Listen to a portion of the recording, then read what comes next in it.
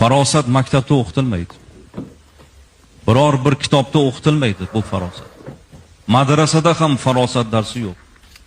To'g'ri, etika darsi bor, lekin bu bizni diniy jihatdagi farosat darsiga to'g'ri kelmaydi. Farosatlik ota bilan onaning tarbiyasi orqali olinadi. Buni qanday qilish kerak deganda Imom G'azzoliy aytadilarki, har bir ota ona farzandini qilayotgan ishini, farzandiga topshirgan ishini nazorat qilsin deydi. Aytaylik, ona kirlari yuvib qo'y qizim dedi.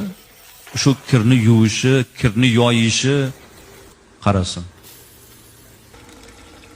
Ko'zga ko'rinadigan holatda yoyiladigan kir bor, panada yoyish kerak bo'lgan kir bor, ustiga bir narsani yopib qo'yib yoyish kerak bo'lgan kir bor. Ona nazorat qilsin.